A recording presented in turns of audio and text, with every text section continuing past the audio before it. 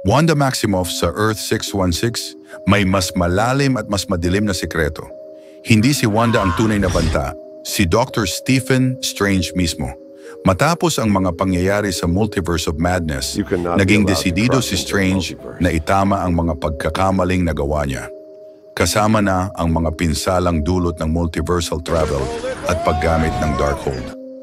Sa kanyang paghahanap ng sagot, sinubukan niyang pagsamahin ang kapangyarihan ng Book of Vishanti at natitirang fragment ng Darkhold. Ngunit isang malaking pagkakamali ang nagawa niya. Sa halip na kaalaman, isang multiversal corruption ang pumasok sa kanyang isipan, isang napakasamang bersyon ng kanyang sarili mula sa pinakamatandang universe. Ang unang Strange o ang Primordial Strange, isang halimaw na nilikha ng mga kabiguan ng libu-libong strange variants. Si Wanda muling nabuhay sa ibang universe at naliwanagan ay nagbabalik upang pigilan si Strange. Naniniwala siyang muling inuulit ni Strange ang parehong pagkakamali na kanyang ginawa sa Darkhold. Ngunit hindi naniniwala si Strange, kumbinsido siyang siya lang ang makakabalansi sa multiverse. Habang gumugulo ang multiverse at unti-unting nagkakaroon ng fractures ang realidad, nagsisimulang maramdaman ni Strange ang presensya ng kanyang corrupted self. May mga universes nang nawawala, lumilitaw ang mga multiversal scars.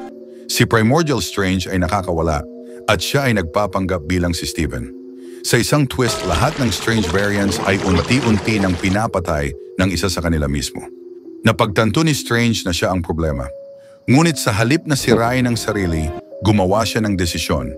Isakripisyo ang sarili para iselyo ang multiverse mula sa loob, kasama ang lahat ng corrupted Stranges. Si Wanda ang naiwan upang protektahan ang natitirang multiverse, isang redemption arc para sa kanya. Dr. Strange ay nawalan na ng tiwala sa mga Diyos, sa mga libro at maging sa sarili niya. Napagtanto niya ang hindi lahat ng kaalaman ay karapat-dapat kunin. At minsan ang tunay na bayani ay ang marunong umatras.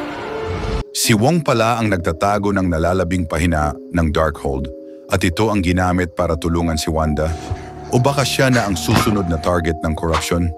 Kung ikaw ang nasa posisyon ni Dr. Strange, gagamitin mo rin ba ang kapangyarihang alam mong makakasira ng lahat para lang maisalba ang ilan?